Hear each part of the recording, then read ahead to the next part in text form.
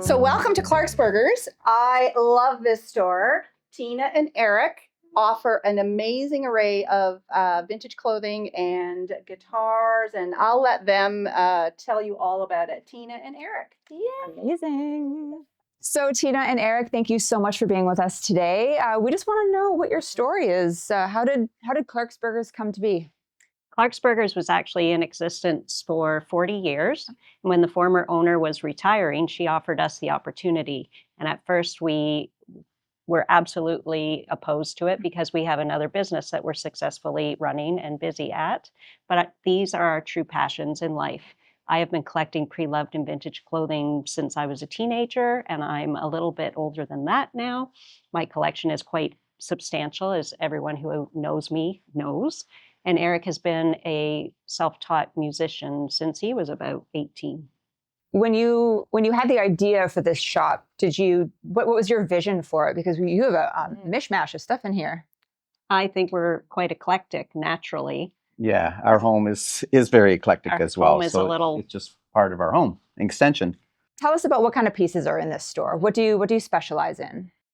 I think I specialize in just one of a kind everything. Mostly it's pre-loved. It's been around for the most part. Some pieces are very, very old and some less old, but it's all a part of the circular economy and sustainable, and as opposed to tossing this aside or just pitching it to maybe somebody who's not going to value it as much as someone like me, I curate it, and here it is. And so it's all vintage clothing, hats, accessories. Exactly. And some newer than others. So I have some pieces from the 40s, the 50s, and some might honestly just be from a couple years ago, but it was worn elsewhere. Mm-hmm. And then the other side of the room, which we're going to go see, by the way. Music store, yes. Well, I've always had a love for music and started playing when I was a teenager. And I started collecting guitars at home, and my room was getting filled with guitars and other instruments. And when Tina decided she wanted to do this, I thought, well, the perfect time to get rid of my instruments from my house. And now we have the store here. So, and there's a lot of used stuff there as well, plus new stuff. And so do people come in and bring stuff to you? Do you go out and source stuff? I do have some ladies that have consigned with me, but most of the pieces are owned outright by myself, sourced by me, steamed, ironed, mended, repaired, dry cleaned by me. What sort of memorable pieces have you had come through this shop? I'm sure there's a story for every vintage item, right? Yeah. Well, I know I had this amazing couple come in, older couple, and they brought in a violin in a kind of a garbage bag, and they just didn't know anything about it. And they said, "Can you tell us anything about this?" So I did look it up, and I was amazed.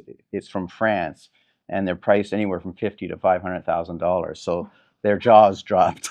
It was quite amazing at the time. Oh my goodness! Did they walk away with it, or? Yeah, I told them. I said, "Please don't keep it in a garbage bag. Put it somewhere safe and protect it." And wow! And now they were shocked, though. So maybe if you have a vintage item, don't put it in a garbage bag until you've checked online. And if you want an opinion, bring it in, and we can look at it. I'd love to have a tour of the place, and then while we're going through, maybe you can just tell us a little bit about why you've styled things in the way that you style. I'm sure everything has a purpose. Well, you'd be surprised, but no, not much.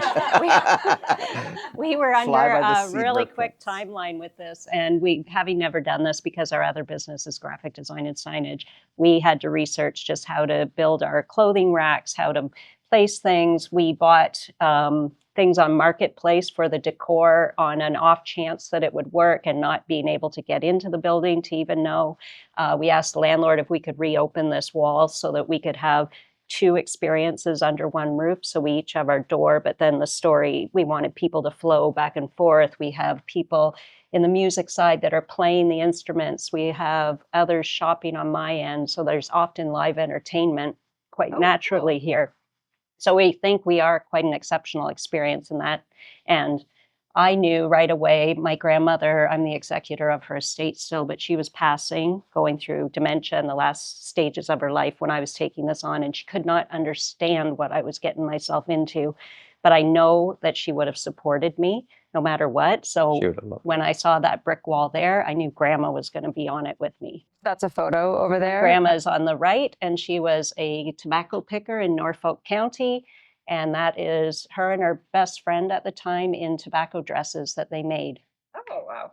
And the cocktail bar that was just, hey, it's $50. I can afford it, and I'm going to paint it. And we just went with the orange on chairs, everything. orange in the logo. Yeah, and that was it. So really not much thought, but it came together.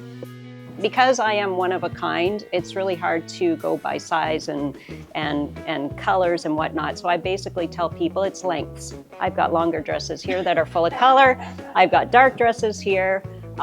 This was a great way for me to display all the handbags, which I'm passionate about, along with my hat. Do I have a favorite bag? I do not have a favorite bag because it's sold. It's a saddle bag, and so many people came in and loved it and hemmed and hawed it, and then it sold last week.